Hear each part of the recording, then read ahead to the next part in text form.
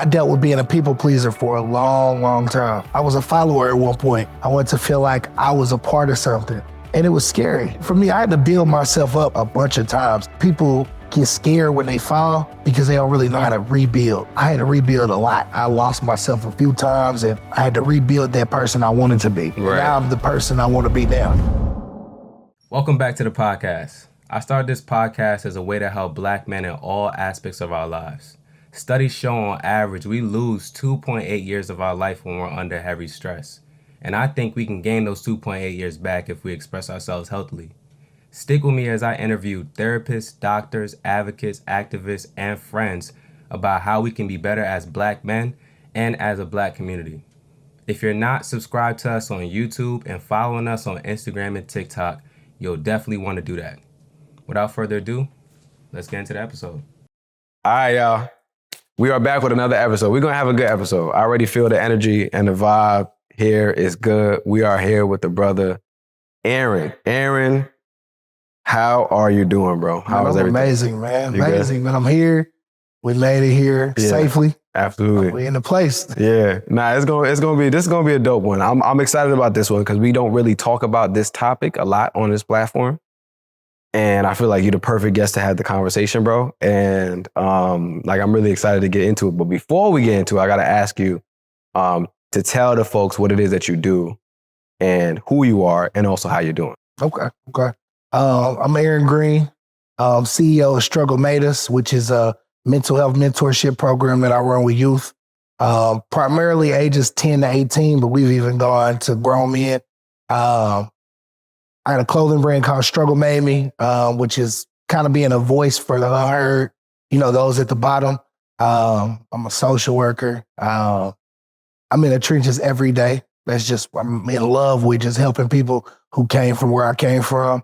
I'm a husband, I'm a father, I'm a leader, I'm a visionary, and I'm a stepper. You know what I mean? I'm one of them people that when I took on this role, I didn't look at it as like, I just wanted to do it as a job.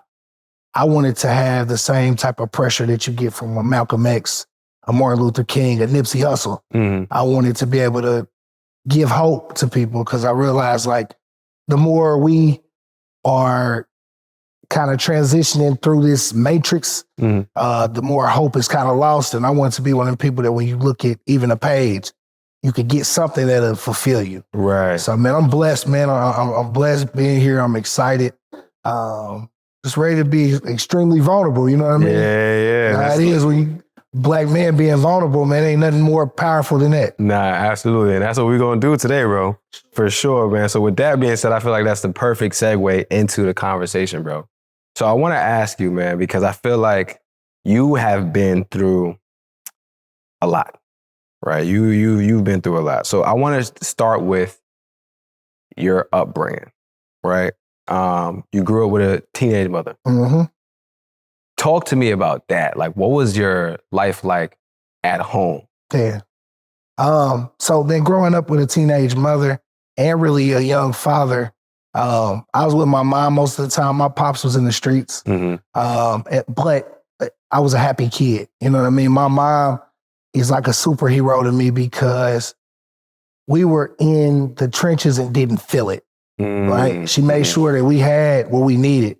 My dad was in the streets heavy. And so even with the love that I got from my dad, there's no words for it. So when I turned 5, my dad got sentenced to 20 years in prison. But back then you get 20 years, you do 10. Right. And so I didn't really know, like I was telling my wife before we got here, is that like I got this vivid memory of my dad taking me fishing and then he just disappeared. Right. And then when I was old enough to understand what was going on, I was on prison visits. And so, upbringing I had, I got a real strong village. And so as soon as he went, he was gone. They didn't allow me to feel it, right? They made sure that my grandfather and my great-grandfather every day, I'm with them. You know what I'm saying? My grandmother, and I just felt loved in that time period. And so I think that kind of really forecasted me from feeling like, okay, wow, I ain't got no pops. Mm-hmm. But I had an amazing childhood. We were in impoverished neighborhoods, but that's my comfort zone. So it didn't feel like I was in somewhere where I was uncomfortable. It was 3 of us. My mom was a hustler. So when I say like 3 jobs, real life 3 jobs, like when she made sure that everything was taken care of. Our house was always clean. Nothing was cut off. If it was something that was displaced, we moving. Right. I went to probably 5 or 6 elementaries, just based off of us moving around town. And so, one day I had to sit down with my mom, like, man, how many neighborhoods did we live in? And she had gave me the list. And when I looked at the list, these is the worst neighborhoods in Indianapolis. And so, for me, it was like, I never felt that though. That was the foundation. And so you can only grow from that, you know what I mean? Yeah. And then just football. I started football. I fell in love after I hated it. You know what I'm saying? And football was something that gave me, it made me able to dream. So when you come from a neighborhood like I come from, the first person you see with money and feel like they got everything is the drug dealers, right? When I fell in love with football, it made me realize I didn't have to deal drugs. Because by then, my pops drugs had taken my dad away. So I hated even thinking about dealing drugs. And so football gave me an opportunity to dream bigger. I wanted to play in the NFL. I wanted to be great. You know what I mean? I got, and it was a position where I was able to take this aggression out. Right. Yeah. Even though I didn't know where it came from. Yeah. So talk to me about your dad, man, because I know you just said, drugs took your dad away. Yeah. Right. So what do you mean by that? Product of his environment. For Black males, a lot of times these schools aren't built to keep us in classroom, right? So you think of the school to prison pipeline, that's a real thing. And so my dad fell into that category, but he's a product of his environment, you know what I mean? And so he started selling drugs early on. And once you get a little taste of that money where you kind of are free, I mean, who can really tell you to go back to, I think my dad stopped going to school in middle school. Right. And so not having that education, and then you get in trouble and now you got a felony on your name. So it's only a few routes you can go. Right. And he took the route that a lot of Black men in impoverished neighborhoods take to provide. But he became big though. Like my dad's like a legend in the streets. And so, I think of that type of greatness. I teach transferable skills. And so how I do that is if I got a kid that I'm working with that sells drugs, well, you already a salesman, right? So it doesn't diminish the fact that you're good at something. Right. You just in the wrong field. Right. So my dad to be a legend in that field, that kind of empowered me to be a legend doing something else. And that's how I kind of step every day, man. And I always, keep I can feel him on me. Right. And so like, as I'm walking my daily walk, man, it's just like, I got to do something bigger. Right. So he went to prison. You were doing the prison visits, all that. Did he ever get out? Like what happened with that? Yeah. So I did prison visits throughout elementary, middle school, and then high school. So playing football, I ended up having the opportunity to go to a Catholic school. It's like the most prestigious school in Indianapolis, Cathedral High School. And it was I was a football player. So my sophomore year, I'm starting varsity. Football is starting to I'm really starting to become really, really good. And them jail visits, I used to be embarrassed because I'm a kid that goes to a school with all these white kids who got money. And their parents, they got 2 parents coming through the door. You know what I'm saying? Or if they don't, mom and dad is somewhere. But I didn't have that. And so I used to be super embarrassed. So I would lie about where my dad was to my friends. So my dad ended up calling and saying he was getting out of jail. But I had heard this for the last 10 years. So then he ended up getting out and was able to see me play football. Man, it was in the first time in my life where I felt whole. Right. Then my junior year rolls around, and junior year is normally the most important year for sports. So I'm excited about my dad being out. We together every weekend. I got a job. So I ended up going to work. I worked at a car wash. And this was one of them weekends where my pops was gonna come get me. Right. And we was gonna ride around, and it was like a movie being around him. Like I would just sometimes just stare at him because like I looked at him as like a god. Like there was a god to me. Man, I was a black male with his dad.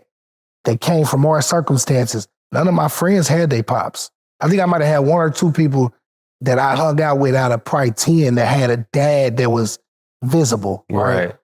My dad was here and everybody knew him in the city. And so I looked at him as like a guy. And my junior came around, I got off work and I got a call and my mom was like, hey, what's your sister's number? Now my sister is my dad's older daughter. Why you calling her? But I gave her the number. And I could hear something was wrong. And she called back and was like, I'm about to pull up. So I'm at home and I hear all these cars pulling up and I'm like, what are we about to do? Like a family reunion or something? I'm leaving though. My daddy on the way. And she told me my dad got shot. And so I said, I'm from the hood. Okay, so we going to the hospital? And she told me it was over. And immediately, anger, resentment. I didn't even know how to really like feel in that moment because you just kind of told me that my life was stripped from me forever now. Right. I'd have much rather them go back to prison for the rest of my life than me have to visit him in a graveyard. You know what I'm saying? And so she wanted to drop me off and she was going to go to the scene.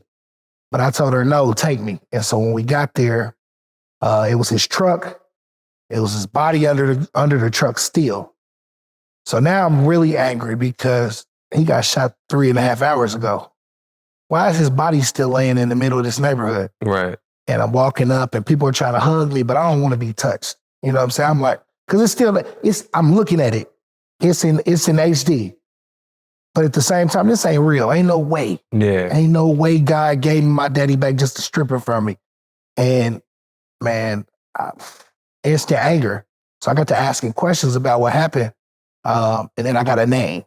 And then a news article came out and the person that killed my father was 17.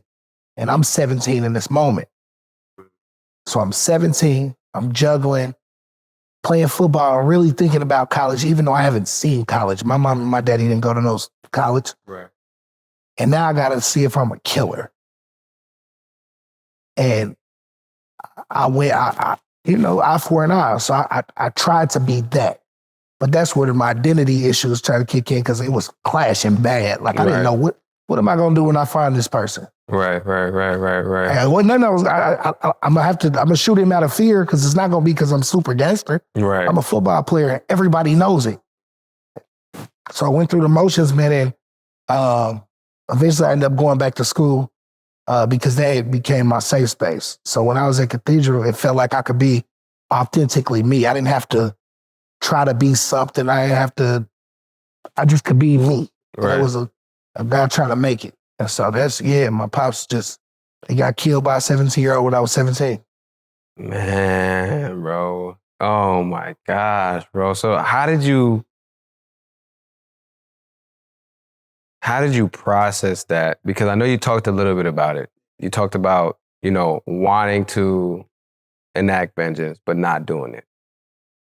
Like, what made you get to the point where you're like, nah, this ain't the route to take? Man, the worst part after a funeral is when you're by yourself. And that idle mind starts to play tricks on you. And it was in one moment where I was just sitting in the room going crazy.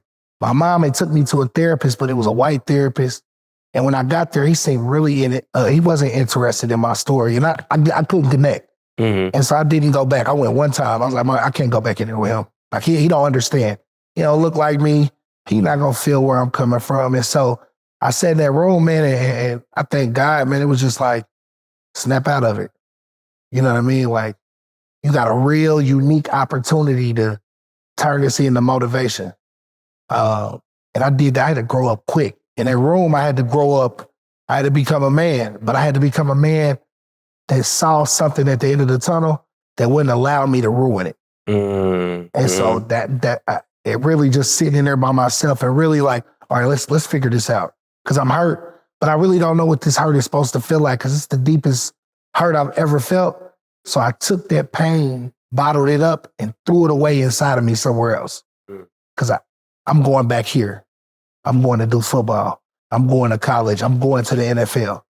If I hold on to this too long, which when I became an adult, I realized what I really did was just, I suppressed it. Right. But as a teenager, I saw it as a unique opportunity to put that somewhere else, and we'll deal with that later. Let's focus on what we're here to do. And that's kind of where football kind of took me. All right, I'm interrupting this podcast episode to let you guys know to leave a review on the podcast. Please, please, please, if you are listening to this episode and you're finding value in this episode, you're enjoying the conversation, or you've enjoyed a previous episode or conversation, and it's safe to operate your phone right now, please leave us a review. Your review is a free and easy way to support us, and it helps us reach more people like you. We're on a mission to build a stronger, more connected Black community, starting with Black men. And you can help us on that mission by taking a minute out of your day to leave a review. Your review helps us generate more listeners, which in turn generates more revenue, allowing us to expand the platform even further. So please take a few seconds out of your day. I know you're busy. I understand. I know you're doing a lot, but it will help us greatly if you would just take a few seconds out of your day to leave a review right now. Did you leave a review yet? All right, let's get back to the episode. And do you feel like you ever got to the point where you forgave him? Do you even I don't even know if that's the right question to ask. It's great. No, it's great. Yeah. So, man, I'm glad you asked it. So two things happened. I went to school in Alabama, to Miles College first. When I got to Miles College, I wasn't proud about making it to college. It was like every time something major would happen for me, I couldn't get excited because of this pain that I was holding. So one day on campus, I'm like, man, I got to let it go. That's the conversation I'm having with myself. And I went back through the situation. And in my mind, I'm like, okay, so we weren't there. My daddy is known for being one of them ones. You know what I'm saying? So what did he do to this person to make them feel like they were in danger? And this is a kid. I had to sit with that then. So when I sat with that, I automatically, and I had never seen I saw faces, but I really didn't know.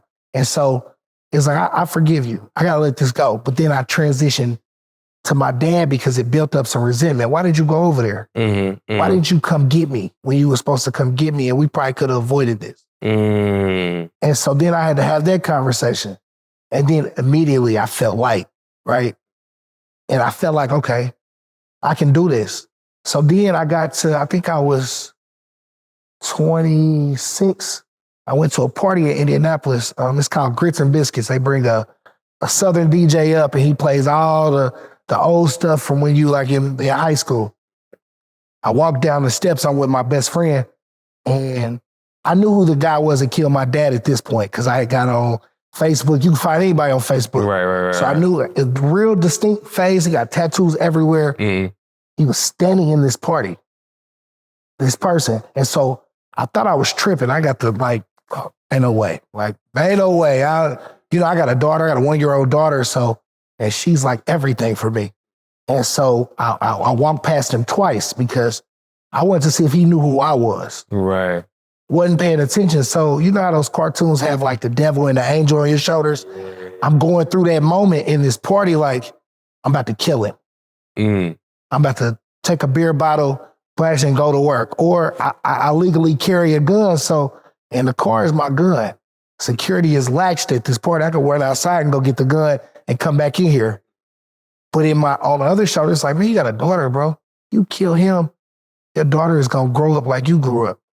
And so as I'm walking through this party, I had the clothing brand going crazy at this point. So there's people in the party with my clothing brand on. And every time I'm kind of in this trance of anger and trying to figure out how I'm going to do this, somebody will walk up and be like, man, we so proud of you and everything you've done in the community and football. And you just keep going. And I would snap out of it. So I called my mom. I said, Mama, he in here. And she's like, what? I said, man, the person that killed my daddy in this party right now, and I know it's him. And she said, you got to go. And I said, nah, I'm going to call you back. And hung up. So I looked at my best friend and said, bro, the person that killed my daddy in this party, He like, what you talking about? He think I'm tripping, but he can see on my face I'm serious. And I was like, I'm gonna leave. He said, you sure? He was like, yeah. So he tried to hand me the keys. I said, bro, I can't take your keys. He's like, I'll Uber back, but if I took his keys, I can't promise I'm gonna get to this car and I get this gun. Right. So I Ubered to my mom's house. I went to sleep. I woke up the next morning and felt like I had passed my biggest test in the world. Like I felt so empowered with just everything that had happened that I knew I had passed the test. And then after that, it was like, I can truly say I forgave him. And then when COVID happened, I was with my wife, well, it was just my girlfriend then, and I had got a call on the phone and they said he got killed. And initially, so I went through some emotions because it wasn't the emotions I thought would come from it. I mean, I wasn't happy at all. I was really sad. Right. And he got children. And all I could think about was his children growing up how I did and how I consider myself blessed to even take the route I took because, a lot of people don't. Right. You know what I mean? And I still feel for his children and I still forgive him. And I really, in my head, I wanted to have a conversation with him as an adult just to, I work with youth who are in the same situations. So I kind of know how the mind can take you. And I just wanted to have that conversation, but I was never able to. So it was like more like you feel like not necessarily a void, but it was like something that you wanted to get that you missed. Right. You know what I'm saying? Right. Like, I missed the opportunity. And I don't even think in that moment, I don't even know if I was ready for it. Yeah. But I know now I would have been ready for it had he had that opportunity. You know what I mean? And like I said, I don't know, man. It's just one of those doors you like, do you do it or do you? And it's like, nah, do it. Let's see what comes from it. Right. Because I've done the work. You know what I mean? Right. So it wouldn't be nothing crazy. Right, you feel me? Yeah. Right. Nah, I feel that for sure, bro. I wanted to ask you too, because I feel like you said he was in the party. You were 26 at that time. Yeah. So it was 9 years that had passed. He didn't go to jail or not? Like what? Nah, bro, they let him out the next week. What? And they claimed self-defense, but they said my dad had a gun, flashed a gun, but there was no guns found on my dad. And so how? Man, my dad is like one of them well-known drug dealers that he did. It is what it is. You know what I mean? One of those things in the city. Like and at that point, Indianapolis don't solve no murders for real. Like, it was terrible at one point where it was nothing. So it was just kind of like, all right. Yeah. Man, that's, yo. And you know what's so wild, bro? I know that's not the only loss that you've dealt with. Yeah. So let's talk about it, bro, because I know you've dealt with more than just that, right? And I feel like it's important to talk about the realities of the environment that you grew up in. For sure. Bro. So can you share, like, what else have you dealt with as a result of that environment? Yeah, I mean, the next year after that, I got cousins who are triplets, my favorite cousins. It's 2 girls and a boy. Their dad is like, what you saw on the Huxtables, like the guy who just made you feel good when you came over. They always had snacks. Their mom was like another mother. So I used to go over there all the time. So that next year, my senior year, I bounced back from my pops. I'm over their house every other weekend having fun. And one day I get a call while I'm in school and they're like, hey, call your cousins. The police are over there. So my cousin, the father, did a murder-suicide and the kids were there, my triplet cousins. And so that destroyed me a little bit. You know what I mean? When you talk about losses, bro, like I done took so many losses. I had a best friend named Mitch, man. He got killed in front of a mall while I was away at school. And this is how me and Mitch would go, man. I would go to school. When a break comes, when you're in college, you go right back home. He cut my hair too. So that's the first person I see. I ain't even like nobody else cutting my hair. One of my best friends, man. I've been doing youth work for the past 10 years. So in the last 4 years, I've lost 16 mentees to gun violence.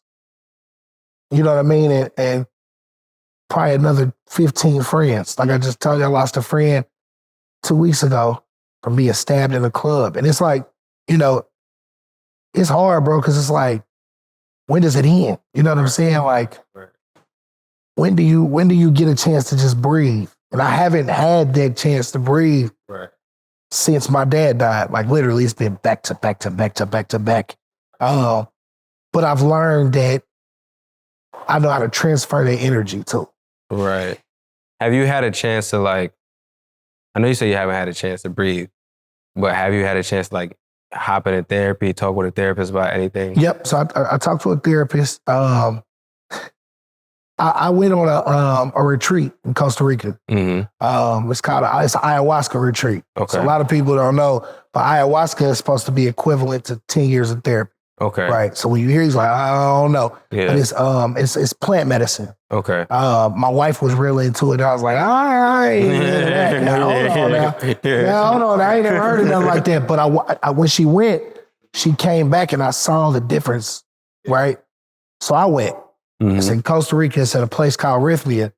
And I tell anybody, man, that's the greatest thing I've ever done for myself. Really? What's it called again? It's an ayahuasca retreat. What did they do? So ayahuasca is two plants that they merge together, and it creates a medicine. And what the medicine does is it doesn't create, it reveals. Mm-hmm. And so you drink it, it's awful. It tastes like shit, right? But and then it takes you to some of your deepest traumas. And when I say that, I'm telling you, like I saw my dad. I saw every kid that I lost and had conversations with them. But these are conversations that I needed to have. I saw my teenage mother in a bathroom crying when she was 16 because she had me at 17. Mm-hmm. So that generational trauma, like my trauma didn't start when I was born. Right. It was before, man. It honestly, but it showed me also like, the inner work that I've done, kind of the stuff that I knew. But and how I tell people is like when all this stuff that I've been through, I put in this box. Mm-hmm. And in the box is like my dad dying, my grandfather dying, stuff that I didn't have time in the moment to address because, life don't stop. Right. And so, but in that box, I put the box deep inside myself and I couldn't find it. Mm-hmm. Mm-hmm. So I knew therapy, I'm in the social work. So I don't think therapy could have got me as deep as I wanted to go. Doing it. And so I wanted to try something that did. And man, when I say it took me to places that I needed to see in order for me to kind of move forward. Yeah. Man, it was amazing. So that was really my break. That was and I did that just last year. Yeah, no, I love that, bro. And I love the fact that you talked about a different modality or method that people could use. So we always talk about therapy, right? Like that's my go-to for sure. But I always tell people like, therapy doesn't have to be the thing that you do, and it doesn't have to be the only thing that you do, even if you do it, right? Absolutely. Like, because for me, therapy was great, but I had to do workouts out of therapy, bro. I had to be on my meditations. I had to be doing journaling. I had to be praying. I had to be reading the Bible. I had to be, talking to other folks as well. I couldn't just go to therapy and then come back and do nothing. Right. I think about it as like college. Like when you go to college, you sit in a lecture, right? But that's not where you really learn the information. That's where you're exposed to the information. Right. Yep, absolutely. Where you learn the information is when you study and apply it. Mm-hmm. When you outside of the lectures and you're actually sitting down and reading what it was that you took down, the notes that you took down, and actually figuring out how it makes sense in application to what it is that you're learning. So I feel like it's important for us to not just rely only on therapy or whatever modality that we're going through when it comes to our healing. We got to figure out how we can take what it is that we're using as a resource to heal and apply that in our actual lives, man. So I like the fact that you did that because this is the first time I've heard of it. Yeah. And now it has me thinking like, man, I might pull up, because there's some conversations that I would love to have. Like I never met my grandmother ever, you know what I'm saying? And I'm Ghanaian. So like I've been to Ghana before and I felt her spiritual presence when Absolutely. I was in Ghana. Yeah. And I was in Ghana crying. And I'm like, why am I crying? Yep. Yeah. I've never met this woman. Right. Ever. Right. Why am I crying? But it's like, I know there's something that needs to be said. And it wasn't able to be said. And I feel like I'm missing something and I don't know how to get it. Yeah. And so it's like, that might be a route that I take because I know there's something. That's the first thing that I thought about is like, yo, my grandmother, bro. Like, Yeah. And the crazy thing is, I've never said this publicly, but it's making me think about this. My dad told me a story about, so he's Ghanaian, right? Grew up in Ghana. And they have people in Ghana that they probably not going to be able to do an ayahuasca retreat, but like they're spiritual. Right. Yeah, absolutely. There's stuff that they can do to help you to communicate with people that have passed, right? I know in America and, you know, in Western world, we frown upon that. Like we hate that. We're like, no, you can't speak to people. I don't really believe in all that. Like I'm Christian and I believe in God, but I do also believe that our ancestors have a lot of ancestral wisdom. And those are our angels and folk that are put in place to help us and guide us as well, right? No one's going to ever make me believe otherwise. Anyways, let's get back to the story, right? So my mom, his mom passes. He's in like London at the time. He has to choose between like staying in London, and he's not a legal immigrant in London. So if he leaves, like it's probably a high likelihood he's not going to be able to get back, right? Or going back to bury his mom, which is like a big thing in Ghana. Like as the firstborn, which he was, you're supposed to be responsible for doing that. So he eventually chose to obviously go back, right?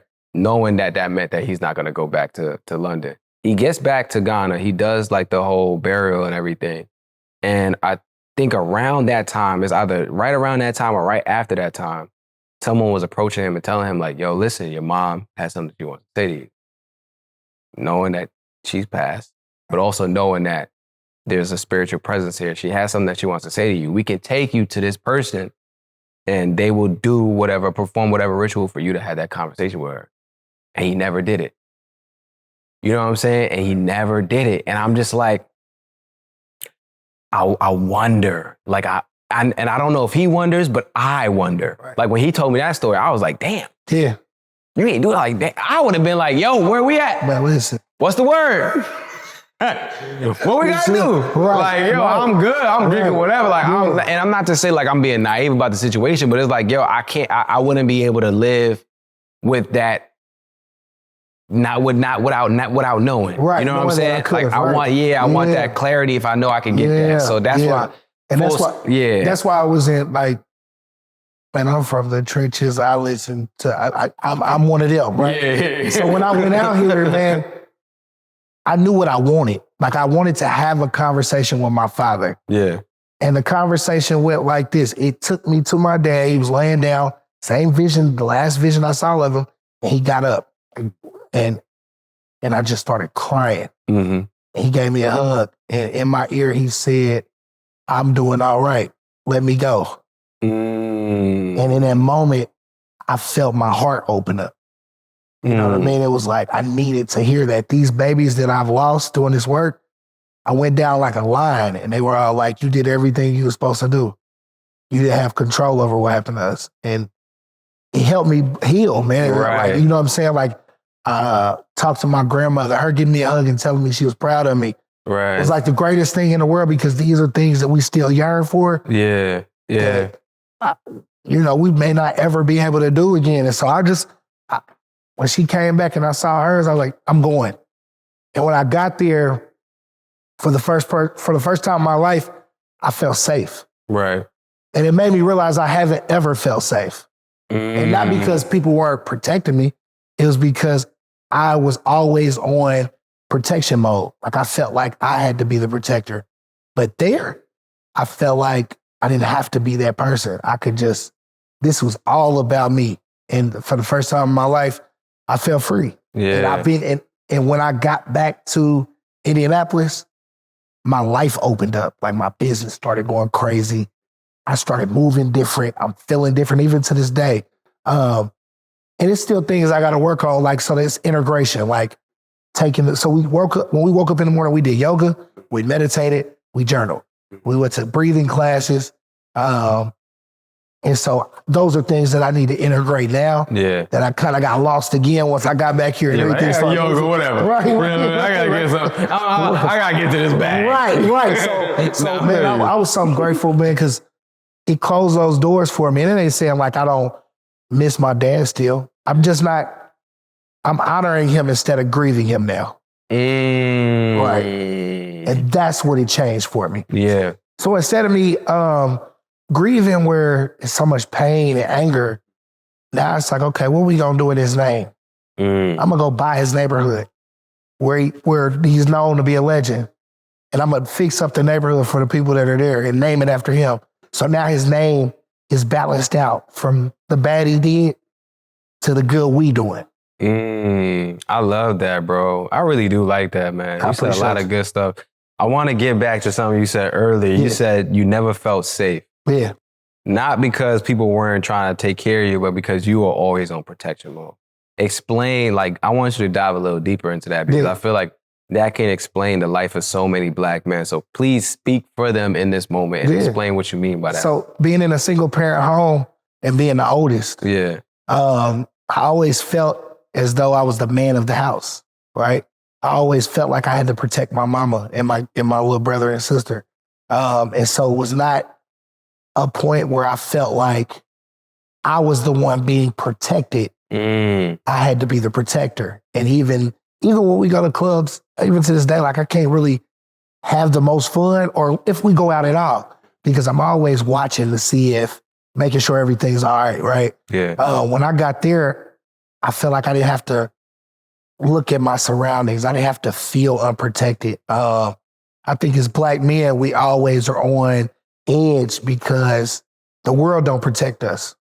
And so we got to figure out a way to protect what we love and protect ourselves. There's not enough spaces like this where it's safe for us to just be vulnerable or feel how we feel. You know, when we come up, it's always stop crying, stop being weak, stop being soft, right? Instead of you being a human. You all right? Let it out. Yeah. Right?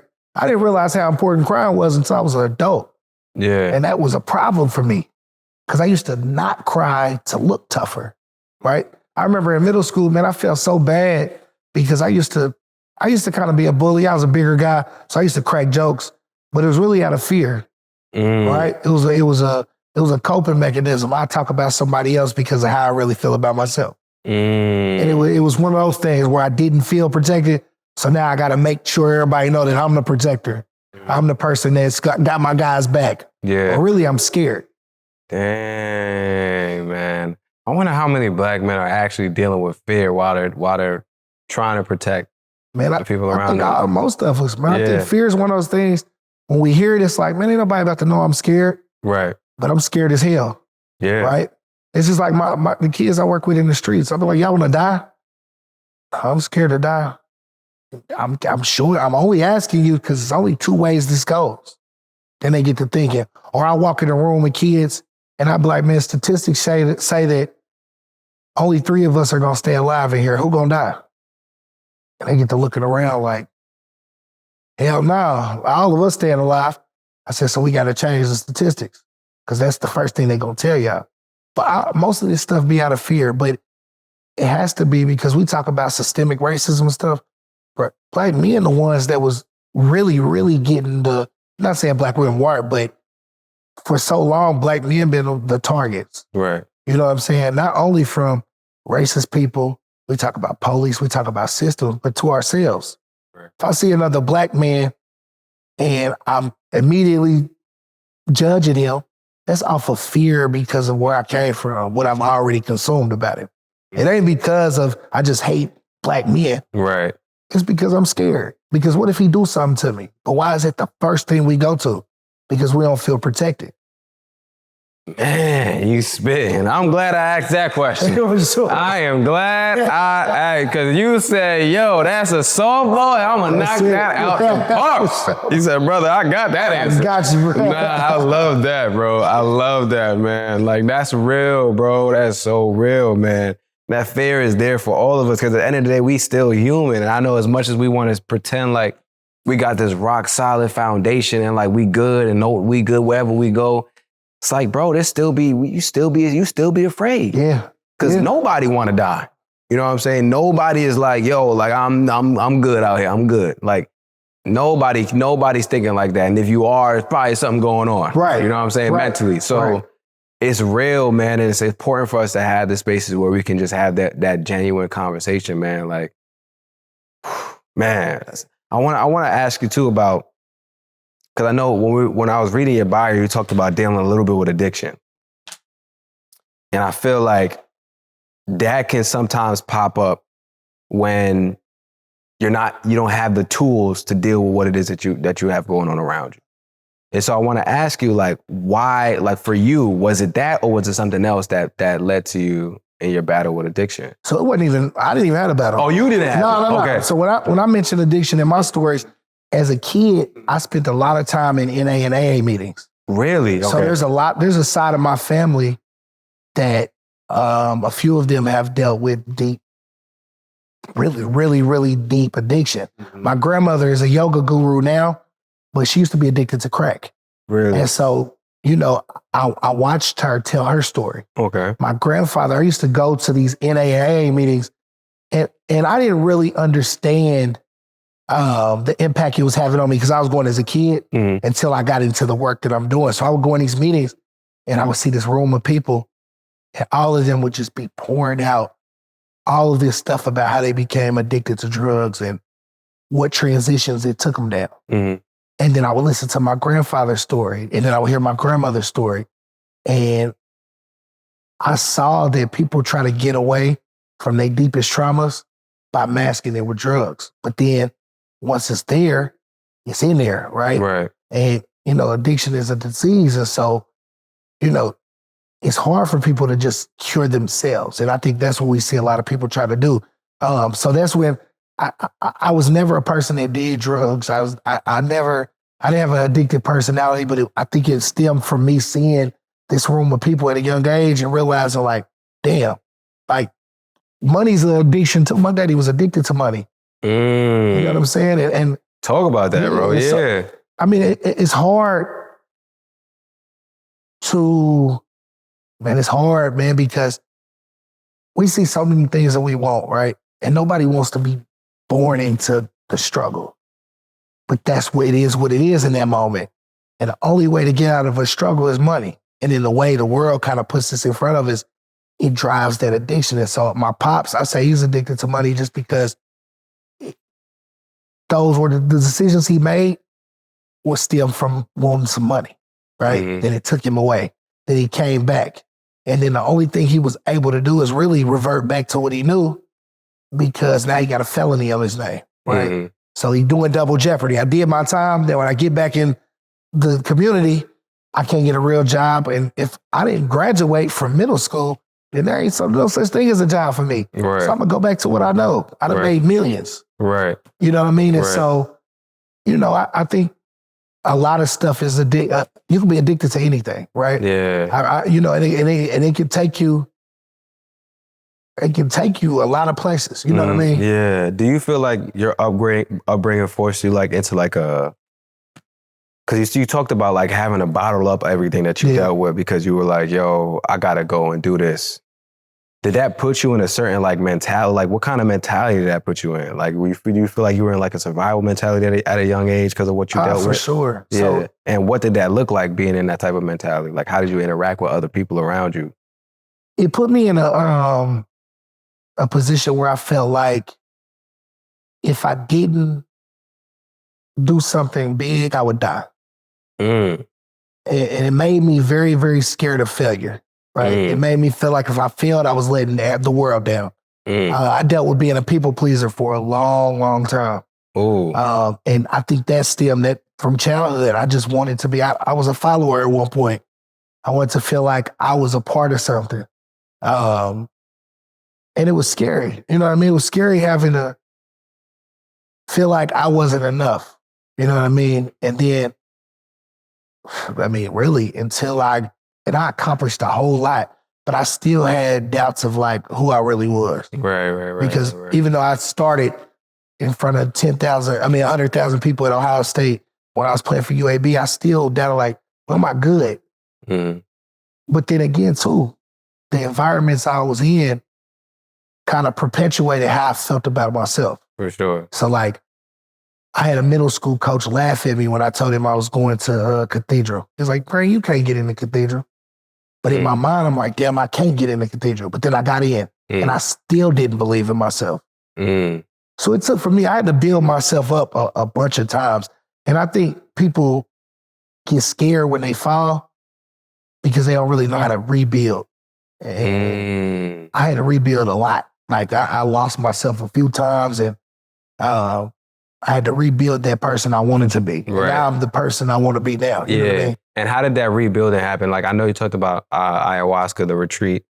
Outside of that, was there anything that you did that you felt like, yo, this was really impactful for me during that time? Man, I remember one time I was in a really, really toxic situation and I completely lost myself. It was kind of like, what's that movie? The Jordan Peele movie, Get Out. Okay. Right? Okay. I saw myself falling away from myself and I couldn't stop myself from falling. And I just prayed, man. I cried and I prayed and I prayed and I cried. I made a deal with God. I said, listen, if you let me get him back, I'm never going to lose him again. And then each day I would get super, super uncomfortable doing something because mentally it's like, man, you stop doing it. But I would just keep pushing through. Right. And then eventually I had my breakthrough where I knew he was back. And I went back. You know what I mean? So you feel like prayer in your relationship with God was really big for you? Absolutely. My whole life. You know, you mentioned stuff like ayahuasca. People don't realize that, you know, there's an aspect of God in there too. Huge aspect of God. Yeah. So just because I did something spiritual doesn't mean it takes me away from God. You know what I mean? Yeah. And God has blessed me, man. I wouldn't be here. Yeah. Just the situations that I'm still going through. You know what I mean? But I know how to deal with. But if God didn't have me, bro, I would be out here strung out or dead. Yeah. Yo, man, it's real, bro. That's why I tell brothers, get a relationship with God, man. Get in alignment with God and his purpose for your life, bro. It'll set you on the right path. And I know it's not a cure for all things. I'm not going to sit here and say like, you'll pray and you'll feel you like it's all you got to do is pray about it. That's not what we're saying. But you can't just think all you going to do is go to therapy and these different types of modalities and not have no relationship with God and like everything's going to just work itself out. That's not how things work. It's not how things have worked for me. And it's not how it's worked for many of the folks that I've brought on the platform, you included. You know what I'm saying? But I also want to talk to you about being a people pleaser because I feel like that's a big thing that we deal with a lot as Black men that we don't even talk about. Right. You know what I'm saying? Like we deal a lot with even being a people pleaser and we think it's providing. I always tell people this all the time. I say, yo, a lot of Black men confuse people pleasing and providing. They think it's the same thing. And it's not, bro. People pleasing is like, yo, I'm going to say yes to whatever because I'm a man, I got to do it. Providing is I'm going to say yes to what I have capacity for. You get what I'm saying? And I got to check my capacity first before I give out my yes. Right. You know what I'm saying? But for a lot of us, we've learned that, yo, you are the bottom. When it comes to the stack rank of priorities and needs, your needs are all the way down here. Everybody else's needs are always going to be on top of yours. So you can always say yes to something because at the end of the day, it doesn't matter what you got going on. You got to make sure you are doing all these other things for other people because we think that is what providing is. I'm providing for all these people on top of me. But no, what you're really doing is just saying yes to everything. You're people pleasing. And you're wondering why at the end of all of that, you are exhausted, you hate your life and you hate the people around you and why you resent all these different kind of things. And it's because, bro, you're not checking in with yourself. You're not checking with your capacity before you go out here and doing things, bro. So I just wanted to ask you what your experience was like. And I ended up ranting about my experience, but please go ahead, brother. What was your experience like? Man, so people pleasing, man, I never set boundaries. Okay. And it bit me in my ass later on in life. So people were so used to calling me and I'm jumping or need me and I'm jumping. Even if I didn't have it, I was figuring it out, right? And it's still a challenge. You know what I mean? That's something I work through daily. But I'll say no in a heartbeat now. Right. But I think what changed for me, me and my wife, is we take a lot of solo trips. Okay. And it's because we agreed that who's number one in our lives. So we got 5 children, right? And so we agree that we're number one in each of our lives. So if we're not taking care of us, then everything that is attached to us doesn't grow how it should. Right. And so we take solo trips, man. We take care of ourselves. Because sometimes you get lost in life, you know what I mean? And trying to provide and people please. And all of that is draining at times unless you have some serious boundaries. So I had to learn boundaries, man.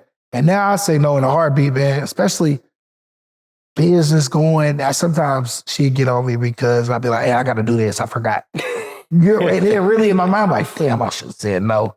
But it's like, it's still learning. I think you grow with learning how to say no, because especially after you did so many years of jumping for everybody else. And then it really bites you in your ass when you realize you jump for everybody else, but when you need them, they ain't jumping. That's the hardest part of the world. Cause like, hold on. Bro, I was on my wits end and I got up and did that. And when I need you in this moment, you can't be there. It's crazy. It's like a sick feeling. Yeah. You hit, yeah.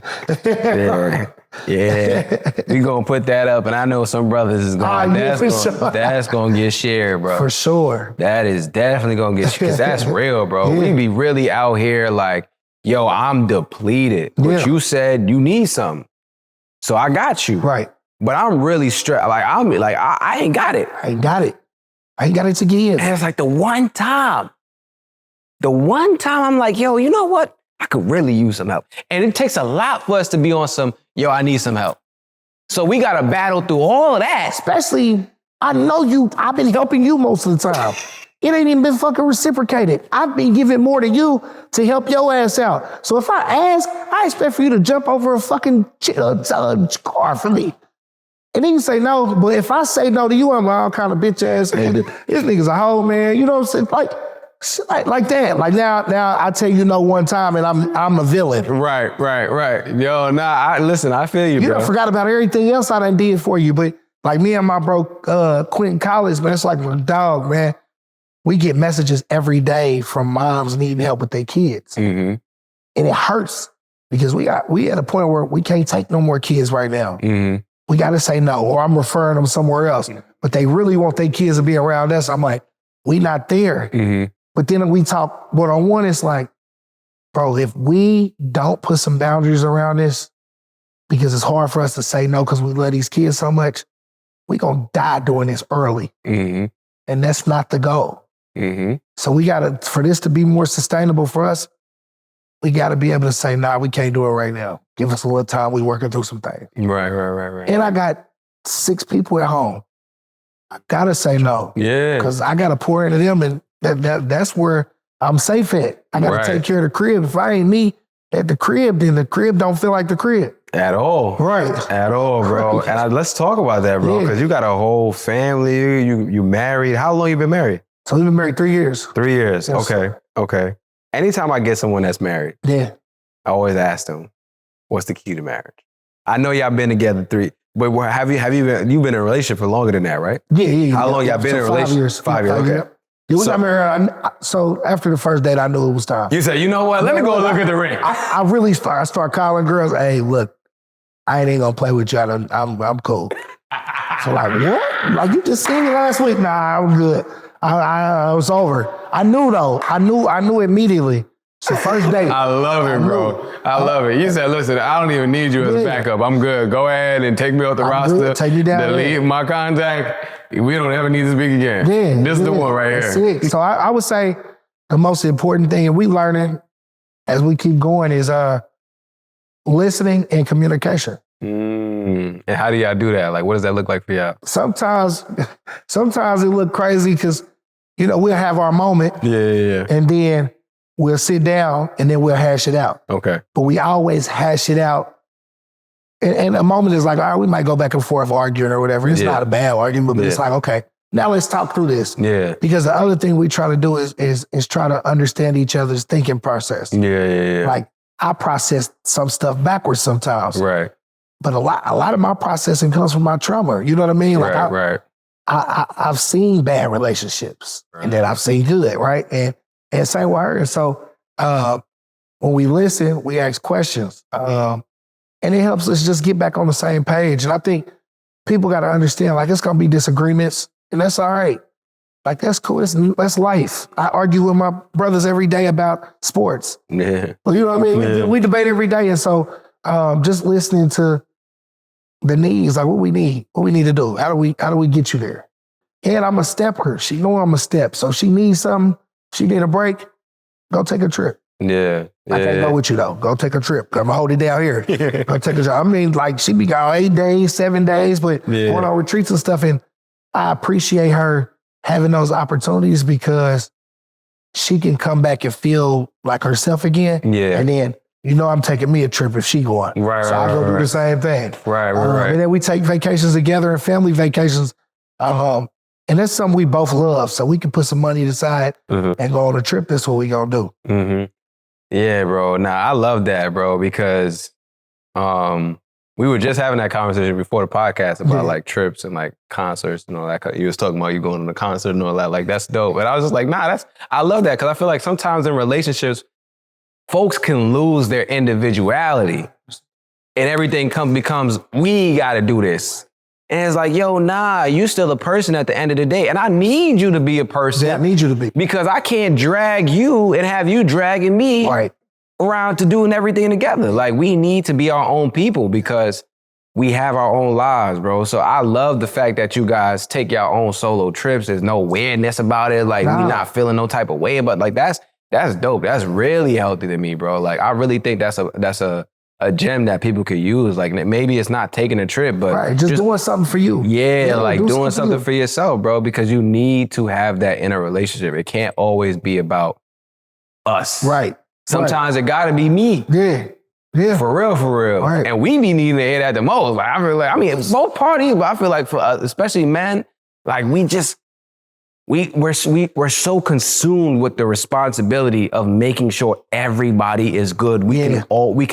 It's so easy for us to forget ourselves, bro. Yeah. It's so easy, man. Yeah, man. Then once your mind is like set, like, I don't matter, it's just this, then you really lose who you are. Right? Yeah. You know what I'm saying? It's like, oh yeah, I gotta go to work.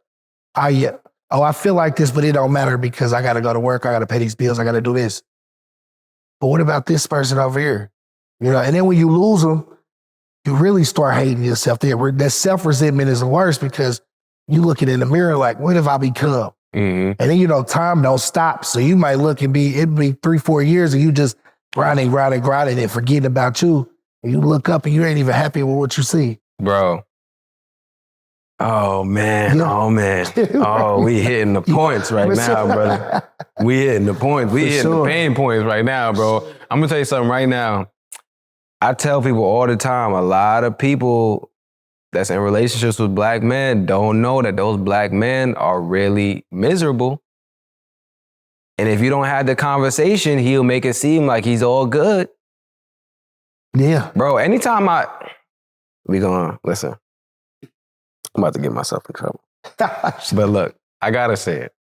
A lot of times when I hear a man say happy wife, happy life, I'll be like, brother, you got something going on. Because whenever I hear that, there's 2 ways in which you could take that, right? One way you could say like, okay, I'm trying to make sure I'm doing what I'm doing to make sure my wife is good. And I love to make sure she's good. And like, I'm taking care of myself as well. Great. Love that interpretation. That's not. But that ain't everything, you Aaron.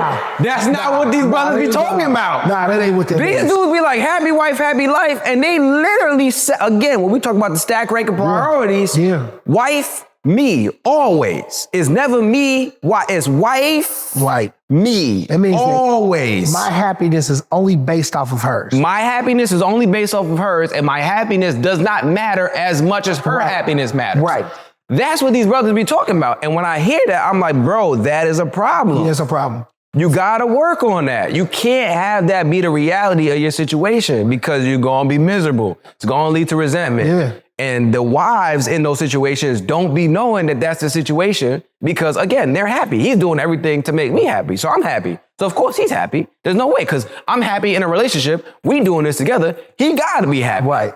And it's like, no, he hates his life. He's only doing this because he knows if he don't keep up with this, you're gonna be on some, exactly, you're gonna be wilding. Yeah, yeah. So, bro, I just be like, yo, listen, man, if that's your, like, motto for a relationship, again, if we're talking about the first interpretation where it's like, I'm making sure she's happy and I love it and I'm also taking care of myself and I know I'm taking care of myself, you good. I ain't got no problem with you, brother. Right. But a lot of brothers ain't thinking like that. A lot of brothers ain't got that. And they try to front. They be like, nah, bro, I'm really me. You ain't doing that, bro. When was the last time you took a break? Yeah, when last time you did something for yourself? When was the last time you did something for yourself, bro? Do you love yourself? Do you even know what that looks like? Do you even know what it looks like to love yourself? It shouldn't be based off of another person. Do you love yourself? Do you know how you feel? Mm-hmm. Do you do self-checks? Like, nah, it ain't. Like, it's happy me. Yeah. It's happy me, and then the happy her, and the happy we. You Right. know what I'm saying? Mm-hmm. Like but that's what I said. Like, we really are firm on, like, I'm my star player, you your star player. Mm-hmm. Mm-hmm. We gonna lose the game if we ain't on our P's and Q's. Yeah. So we gotta make sure we good. Yeah. So I go shoot in the gym for a little bit if that's what I need to do by myself. Right. You know, I'm gonna come back and we go, Yeah, for sure. And you know what I want people to do when they hear happy wife, happy life? I want them to reframe it. And I don't think I don't remember. I think I heard this from somewhere, but I would take credit if I can't. Take credit, bro. No, I can't. I'm pretty sure I heard this from somewhere. Yeah. It said happy spouse, happy house. I like so that. that's the way we reframe it. You get what I'm saying? Yeah, like it's not just one person that got to be happy. Right. But the ladies hate when I say, like, bro, if I put this up, they gonna hate me. Why are you trying to take away Sassy Boys Apocalypse? Y'all trying to be the prize? You know what I'm saying? Yeah. And it's all good because I know the ones that are listening, that understand where I'm coming from, that's being open-minded, that actually listen to the full episode, know what it is that I'm saying. I'm not saying that the wife is not supposed to be happy. Of course, her happiness matters. Of course it matters. Yep. But we just can't put our happiness to the wayside and be like, nah, it don't matter what you're doing ever. Yep. Like, nah, we got to make sure that there's, equity here, that there's both parties are getting an equal share of happiness, at least. Right. And I know in relationships that, like, bro, you're going to have moments where you're doing 70, she may be doing 30, or she may be doing 70 and you may be doing 30.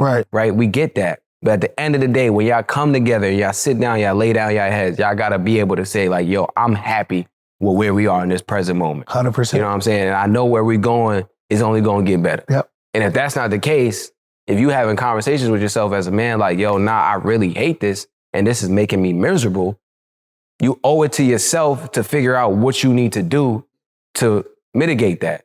And I can't say what that is for everybody. Yeah, like for sure. It looks different. For some folks, it might be like, yo, like, you know what, I don't want to be in this relationship anymore. Right. Or I want to change the dynamic a little bit more. I want this to be a little bit more equal. But you got to be able to sit down and do those self-checks like you mentioned, bro. Like, for sure. Those self-checks is super, super essential, important. Yeah. For sure. So talk to me, bro, because you do a lot of work with kids, bro. Yeah.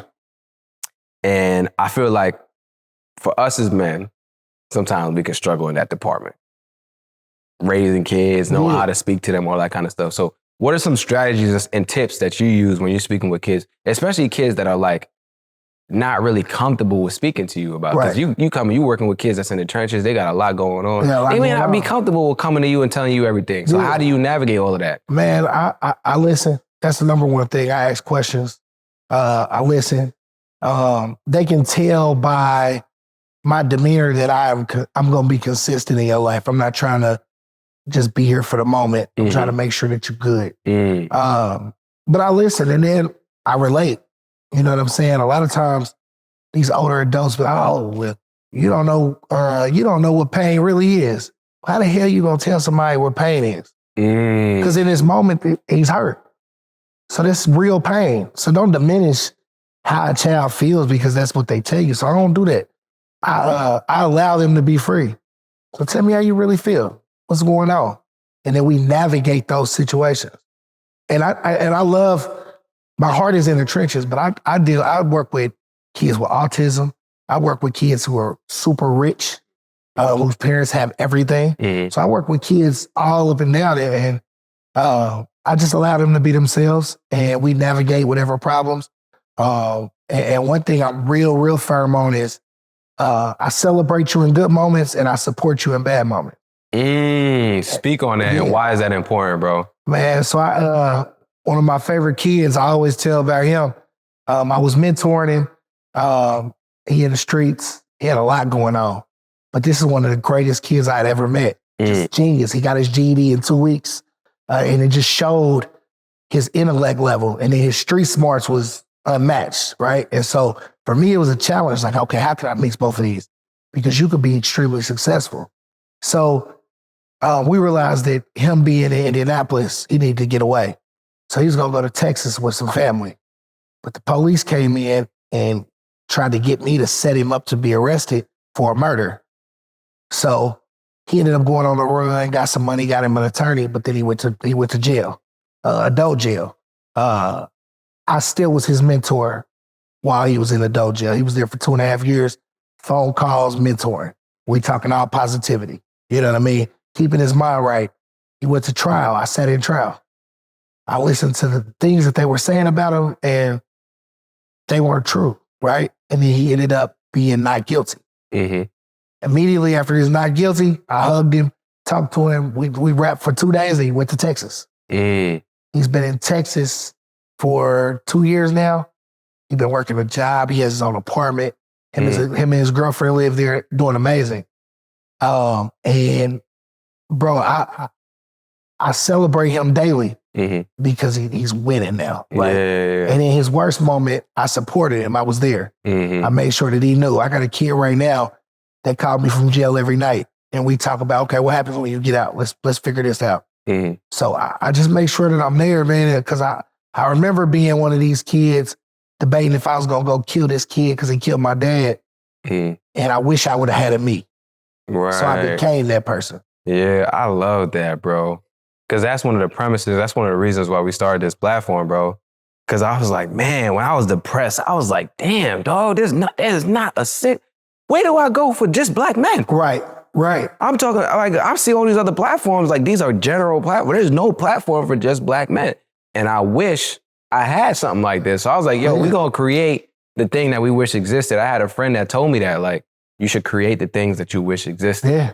Yep. And that, I feel like the best businesses, companies, people, brands, whatever, create the things that they wish existed. Yeah. And that's the reason why they're so passionate about it, because it's like, yo, at one point in time in my life, this was what I needed, like desperately craved. So I'm not gonna stop this. Right. And I hear that a lot in your voice, bro, and what you talk about. I know you passionate. Man, if you talking to kids at night. Man, listen, I love it, bro.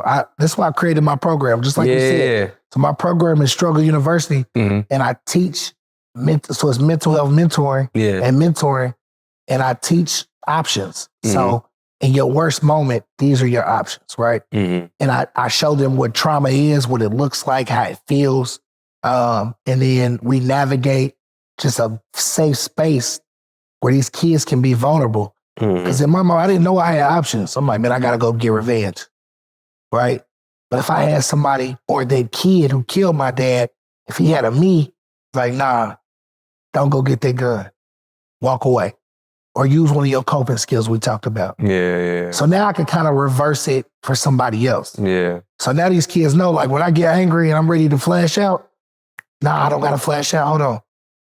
AG just showed me how to do this. Yeah. I got this Struggle University jacket on that has coping methods around it and messages around it, so I can read and realize, like, I don't have to prank. Right. I don't have to act out. You know what I mean? Yeah. You said something just now that was really important. You said if the kid had someone in their life to say, like, nah, not do that. Don't do that. Like, the result could have been completely different. So I wanted to ask you, how important is it to have a strong black male figure in a child's life, especially a black boy's life? How important is it to have a black father or a black uncle, whatever the case may be? Man, I think it's probably the most important thing out here, man. I remember going in schools and they were going to pay me just to be a presence, such as to walk up and down the halls. And that showed me, like, the value that black men have. Is just a lot of times we get lost in our situations. But seeing a black man who knows how to speak, knows how to treat people, knows how to carry himself, but it's really from that, that builds hope, man. That shows anybody in the trenches, not even just kids, that it can happen for you. You know what I mean? I'm no different than nobody. I'm not super gifted at anything. I got learning disabilities and everything. I'm just somebody that was willing to bet on myself for the betterment of myself, and then I pour back into my community. So that's what I want to show these kids. Even now, like, I just about 6 months ago, I brought a group of kids here. Word. Yeah, these kids had never been outside of Indianapolis. Word. Most of them. Yeah. We got on a boat. We, you know what I'm saying? I took them to Atlanta. We We went up Stone Mountain, you know what I mean? And sat there and just was just amazed at how beautiful the world is. But it's just a black man showing them that it's all right to feel your feelings. Yeah. You know what I mean? Yeah. It gotta be the right black man. You know what I mean? Right. It gotta be a black man that knows, that has emotional intelligence, right? Yeah. Because there's some black men out here that are just so hurt that they spew that on the other people. Yeah. And you can hear it in their rhetoric. Like, Right. what are you talking about? Like, come on, man. You teaching hate Yeah. to kids we supposed to teach love to? You know what I mean? Like, so I think it's extremely important, but I also think that it could be more of it if black men felt comfortable enough addressing the trauma that we've been through. Man, you said something just now that I'm thinking about, man, that I feel like we don't get enough as kids, man. You talk about, you said you pouring hate into kids we're supposed to pour love into. For sure. But how often do black boys get that love? You get what I'm saying? Like, and how important is that? Like that love and affirmation for black boys growing up. And do you feel like you got that enough growing up? I felt like I got it at times. Okay. I don't feel like I got it enough. I don't even think there's enough of that, right? For a society that beats down black boys, I think it got to be that much more love spread on them, right? Mm-hmm. Because if you beat me down and I'm not feeling no love, then the beat down is really going to make me transition into one to beat down. Mm-hmm. You feel what I'm saying? Mm-hmm. But if you can balance out, shit, I'm getting love. It don't matter what they saying in school. I know I'm valuable. I know I'm smart. I know I'm intelligent. Yeah. You can't tell me nothing. I know I'm going to make it, right? Mm-hmm. Mm-hmm. But if it's not that, then I'm going to hear what you say. And even though it look like I don't care, it's going to play in my mind. Yeah. Yeah. If that's, we products of what we see and what we hear and what we feel. Yeah, now that's real, bro. And you know what's so interesting, man? It got me thinking about like my upbringing and how like I used to get bullied a lot in school. And my parents wasn't on the affirmation stuff. Like they didn't really affirm me a lot growing up. Not to say that they were bad parents or anything like that, but they just didn't know that I needed that because I never talked about being bullied. That was one of the things that I kind of just hid. They would ask me how things were going and I would be like, things are fine, right? So they didn't know I was getting bullied.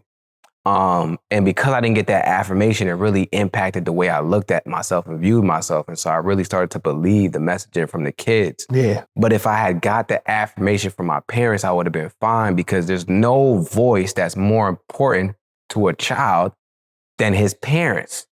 You get what I'm saying? Like if my parents had just told me, you good, you fine, like don't even worry about what they're saying. They're just ignorant. You're beautiful. Yeah. And I had heard that enough, I'd have been straight. I wouldn't have grew up with all of this like insecurity and low self-esteem and low confidence in myself. Right. Because of the messaging that I was getting. Because that was the only messaging that I had. Right. So the messaging that a child hears the most is what they believe to be the truth. So if you want to if you want a child to grow up to be great, you got to tell them that they great every single day. Yeah. They will believe that because you are at that point, you're the center of their life. So they don't know nothing else but to believe what it is that you tell them. You taught them everything. Right. Not for sure. You get what I'm saying? So it's like, you anything you say is like, yo, this is it. Yeah. That's why kids believe in Santa Claus. Right. You told me he's real. Right. So it's like, yo, anything you say is like, and I feel like a lot of times I think we don't realize the power that we have. I'm not a parent yet. Yeah. But I'm an uncle to a lot of folks. You don't realize the power that you have in these kids' lives, bro. You can speak real life into them. Yep. Yeah. And they will really take it in. You may not think they taking it in, but they are. Right. Because there's a lot of things my parents said to me that they didn't even realize that I kept with me. And when I talk to them about it now, they're like, yo, you really remember that? I'm like, yeah, I remember all that. For sure. Yeah. I remember all of that. I may not have said anything. Right. But I remember all of that. Like that's ingrained in me for life because you kept saying it to me so much. There's a lot of sayings my mom had growing up. There's a lot of things my dad said that they thought like, okay, they're saying it and I'm just like in one ear and out the other. But I'm like, I can regurgitate it word for word. Yeah, for sure. Even down to the tonality in which they said it. Yeah. Because that's how much of an impact it had on me. So you got to understand as parents, like I'm saying this to the folks that are listening, like as parents, your words are very, very powerful. Never discount that because that's what you're using to raise your kids. Like hear that and value that more than anything on this world, bro.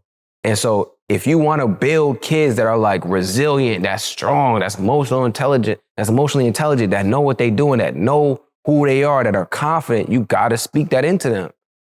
You got to speak that into them, bro. Because I promise you, the world is going to do its best job to take it out of them. You feel me? So you got to do as much as you can and speak it into them. There's a lot of parents that think, yo, I got sons or whatever. I got to toughen them up for the world. The world going to toughen them up. They good. Don't worry. The world is doing that part for you. Right. Trust and believe me, they going to face their fair share of adversity at home. I mean, not at home, in the world. In the world, yeah. Right. At home, you got to give them the peace. Yeah. And the affirmation that they need to be able to battle that adversity when they dip out. You feel me? And I feel like a lot of us, like, we do the reverse. It's like, nah, I got to toughen up my kids for the world. It's like, no, bro. Give them the right environment so that they know what they're doing when they get into the world. Nah, for sure. That's what I feel like. That's what we need. And I feel like we've missed that for so long. But I feel like as a culture, we're starting to shift a little bit. And that's what's really exciting me is like, there's going to be a generation of kids that come out that are not going to have to deal with the same things that we dealt with growing up, where it's like, yo, toughen up, deal with this and deal with that. Right. And I'm not even saying my parents did that. They didn't really do that. But because they didn't affirm me, right, I started to believe this messaging that I got from society about what it means to be a man. And that's even toxic in itself. For sure. It's like a man, like, you know, people be like, oh yeah, I want to be a man. What is a man? Right. What does that look like? Mm-hmm. What does that feel like? Yeah. Right? Yeah. You know, you're human? Okay. You got human emotions? Yeah. Yeah, that's what you are too. You know what I mean? But that's what, you know, you're right. Society, we got to get back to that because we are saying, oh yeah, men are supposed to be this, and this. Mm-hmm. And then when you get to whatever society's telling you a man is, you realize you're really a broken ass human that hates everything about his life and don't know who he really is. So what are you? Bro, you know what I always say, bro? Man is one part of the word for human. Yep. Yeah. That's God already telling you. Yeah. He told you right there. Right. But we think man is the end all be all. That's it. All I got to do is accomplish the set of things that the world tells me I need to do to be a man and I'll be good. But you don't realize that before you are a man, you are a human first. That's it. You're a human being first. That's it. You're a human being first. So you can't relegate yourself to just what it means to be a man. You cannot relegate yourself to what society says being a man is. Because society, if you haven't been paying attention, society kind of fucked up. Man, listen, man. You know what I'm man right now get your ass killed or messed up. Right. I mean, that's what they put down to us. Yeah. You're right. So you gotta understand there's much more to it than just being what society has said being a man is. You gotta, and that's why we have this platform. You gotta look at your life holistically, bro. You know what I'm saying? Not just the financial, but how can we pair in the spiritual, the mental, the emotional, the physical, the social? How we make sure you have the right environment around you socially? How we make sure you're taking care of yourself physically so that you can be here to take advantage of the financial stuff that you're going to eventually get to, right? And then how do we make sure that you got the spiritual so that you have the purpose to align with the financial, right? And the mental and emotional to deal with the adversity that comes along the way while you're trying to walk the path of your purpose. But we think, yo, just financial, boom, money. That's it. Let me just get me a high-paying job and provide, and I'll be good. Then you get in a relationship with somebody and you realize, like, yo, bro, I ain't got no communication skills. I don't know how to talk to this person. Substance. I have nothing other than money. Yeah. And then you realize that all the things that you were taught were actually a lie, and they're not actually helping you in this moment. They helped you to be able to provide and get up to this point, but they're not going to help you to sustain what it is that you've been able to build up. And that's what the holistic part does. Like, you got to be able to look at your life holistically, bro. So I really love what you do with the kids, man. Like, I want you to speak a little bit more about that, man. Like, what is it that you do with them specifically? How many kids are you mentoring and working with? Like, what does your programs look like? Yeah, so I got two aspects. So I'm a home-based caseworker. I work with kids. I don't work with adults. Adults be stuck in their ways. So I work with kids in the Department of Child Services system. So a lot of these kids are in foster care. Right. What I do with them is help them believe in themselves, figure out who they are. Let them understand that even though the deck of cards that you were given isn't fair, you can still win, right? Then I created a program, Struggle University, which I go into schools. We have up to 20 kids in a room where it's a safe space. We create a safe space and we teach them about emotional intelligence, trauma, healing, coping, moving forward, what all of that looks like, so that they know they have options when the world throws them curveballs, because we all get them, right? And then outside of that, man, I support a lot of kids who that I meet just along the way, whether that be giving them money so they can get back to school, helping them with bills, whatever, just to make sure that they are able to, know that somebody loves them on their journey. Right. Man, I support kids, man. I got kids of my own. And I realized that if I want my kids to grow up in a great environment, that means I got to help the kids in that environment. And I've been stepping, man. I step for the trenches. So the babies that is born in poverty, who don't have parents or got parents who are on drugs or got parents who are just struggling, or all of the things that come with that, they got somebody that they can look to say, he came from that, he made it, he back here with us. Yeah, I love that. You talk about creating a safe space for them. How do you do that? Because I feel like a lot of people don't know how to create a safe space with kids. Yeah, so I allow the kids to create it. One thing I realize is that it might seem safe for me, but if it don't seem safe for them, it's not safe. Right, so we come up with ground rules. What does that look like? What y'all want to eat? What kind of music y'all want to listen to? Once you set that foundation, when they come into the room, that's their space. Right. And then when the conversations start rolling, man, you get some of the most amazing conversations from these kids. And they immediately vulnerable. Like, it don't take long. In my program too, it's free will. So if you're not comfortable, just sit back and listen. You don't gotta come yet. But what I know is when it's 5 of them going hard, like really being vulnerable, and 5 more come later on. And then the whole room is just pouring into each other. We build a community. I also realize that oftentimes when we see somebody that look like us, we feel fear. We see fear or threat. When we build in this community, when you see somebody that look like you, we brothers. Or my wife runs the girls. We sisters, right? And so if I'm having a bad moment during the day, I got somebody to support me right then. Right. If I come to school and I ain't acting like myself because I ain't ate last night, then the person I met in this cohort knows me. They gonna know something's off. Right. And they gonna see how they can be there to support me. Right. So that's what we doing. So how many kids have you worked with, or do you have do you have a program right now that you're working with a bunch of kids, or like what's up? Yeah, so I created the program 2.5, 3 years ago. So I give a Letterman jacket to every kid that graduates. I have given out 586 jackets. I have 2 cohorts right now of it's 20 kids in one and 15 kids in other. So I'm about to get out another 35 jackets. We just got a grant for $50,000 that's gonna help us support another. Dope, bro. We get to support another 300 kids, and that's just for that grant. My goal this year is for us to get to 1,500 kids who have jackets, who are in our program, who are able to kind of learn, how to navigate the hard times. Right. Nah, bro, man. Bro, I love that, bro. I appreciate you, bro. I love that, bro, man. You're doing a lot of dope and good and needed work, man. And I feel like it's so important for us as Black men to understand how to reach our community. Yep. Like I feel like a lot of us either make it and we never come back to the community, or we never leave the community and we never invest in the community. Right. You get what I'm saying? We never actually realize like, there is information that I have that could be helpful to the people around me. So I always applaud men that come on this platform that are already doing the work in the community, because this is how we create generational healing. Right? We talk about the generational curses and all the trauma, right? But generational healing is real, right? And it starts with someone being a catalyst for it, bro. So you being a catalyst for a lot of brothers. You talking about kids right now, like you said 380 or like... Yeah, for 586. 586, right? Yep. So 586 kids, that's just the direct impact. Right. We don't know what's going to happen with the families and the generations that come after them and the people that they also touch and that they share information with, bro. So, bro, kudos to you, man, because that 586 number is severely lower than what You actually impacted, Yeah, bro, for on sure, a real level. If you actually really sit down and think about it, bro, That's it's crazy. way more. It's exponentially higher than 586, absolutely. bro.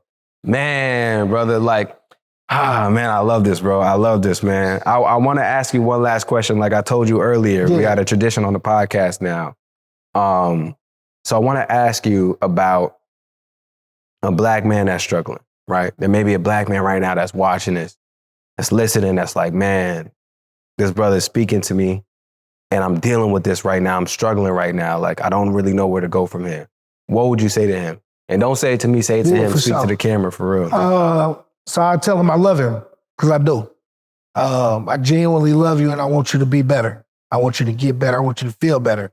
The other thing is, you're valuable, extremely valuable. And just because where you came from or the circumstances and situations may be what they were, they'll never devalue who you are. So keep that in mind. Feel better. Be that number one person in your life and do what needs to be done so you can get back to that person. And use your resources. So if you got a safe person you can talk to or somebody, reach out. You know what I mean? And let's do it, man. Because how I look at it too is, if one of us is hurt, that's one more person we need to be healed or healing. So we're here, man, and we all going through stuff. So we walk in the same walk. Love it, bro. With that being said, bro, please tell the people how they can find you, how they can support anything you got coming up, bro. Yeah. This is your opportunity to just really shout yourself out, bro. Instagram, Big Speaker AG, Struggle University on Instagram, Aaron Green on Facebook, working on the YouTube, so that'll be up. StruggleMadeMe will be the name of that. Anything motivational, www.struggleuniversity.org. Y'all see us, man. We coming. Yeah, and then if people want to book you for speaking too, how do they get in contact? For speaking is Aaron at StruggleMadeMe.co, and reach out, and my guy Ken will get back with you. I'm excited, man. Hopefully we can connect. I want to do this everywhere. Yeah. I just want to be able to be a vulnerable black man, being vulnerable in spaces where, normally it's not safe for us to be. Right. We create our own safe spaces. And they can't stop that. That's a fact. Brother, Aaron, this has been a dope episode. I appreciate you, bro. Thank you for popping up. Appreciate you, man. This has been dope, bro.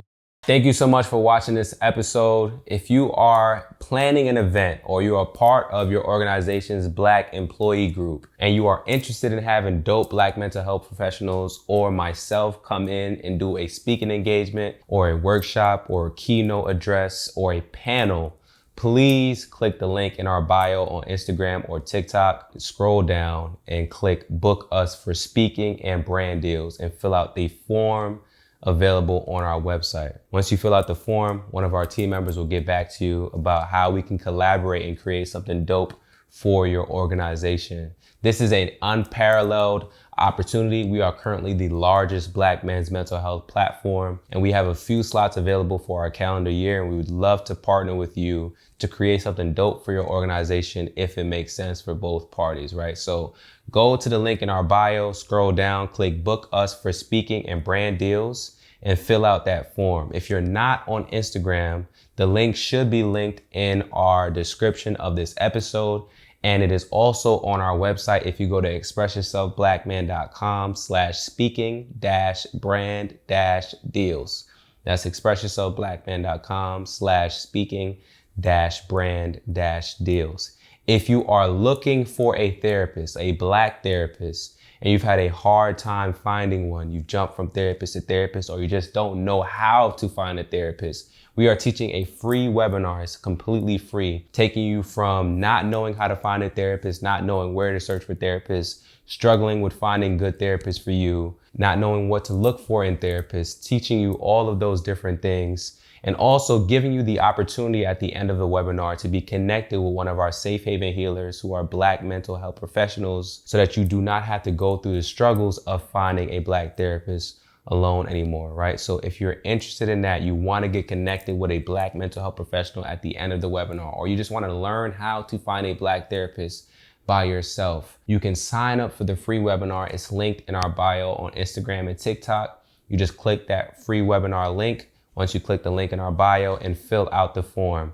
You can also find it on our website at expressyourselfblackman.com/links and fill out the form there for our next webinar session. If you're not interested in any of that, right, but you know someone that may be interested in it, all we ask is that you please share it. If you want some of the merch that we show on the platform all the time, that we're wearing on the platform all the time, you can shop it at shop.expressyourselfblackman.com. And once again, we just want to say thank you so much for watching this episode. Thank you so much for supporting us. Please, if you are on YouTube, leave a like, subscribe, comment. If you're listening to this on an audio platform, please leave a review. It helps us out greatly. Thank you so much for your support. We're wishing you nothing but the best and sending you and your family and your loved ones love and light.